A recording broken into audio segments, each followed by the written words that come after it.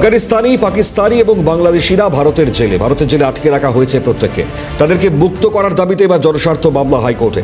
1 September 2025 কেন্দ্র বিজ্ঞপ্তি জারি করে জানায়, আফগান, পাকিস্তানি এবং বাংলাদেশি সংখ্যালঘুদের বিরুদ্ধে কোনো ফৌজদারি ব্যবস্থা গ্রহণ করা যাবে না। তা সত্ত্বেও তাদেরকে জেলে বন্দী করে রাখা হয়েছে। গুরুত্বপূর্ণ অভিরূপা হাজরা আমাদের সঙ্গে রয়েছে টেলিফোন দ্বারা। অভিরূপা, কি জানছো?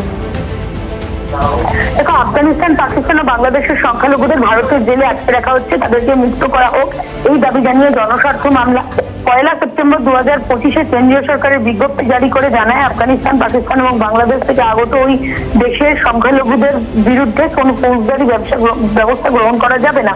তা সত্ত্বেও দেশের বিভিন্ন রাজ্যে তাদেরকে জেলবন্দি করে রাখা হয়েছে, তাদেরকে সকলকে ছেড়ে দেওয়া হোক এই দাবি নিয়ে জনস্বার্থ মামলা দায়ের হয়েছে। দায়েরের জন্য দৃষ্টি আকর্ষণ করা হয়েছিল ভারপ্রাপ্ত প্রধান বিচারপতি ডিভিশন বেঞ্চের, এবং ভারপ্রাপ্ত প্রধান বিচারপতি সুজয় পাল জানিয়ে দিলেন, আগে মামলা দায়ের করলেই তারপর মামলা দায়ের হলে চলতি সপ্তাহে শুনানির সম্ভাবনা। সঙ্গে থাকো অভিরূপা।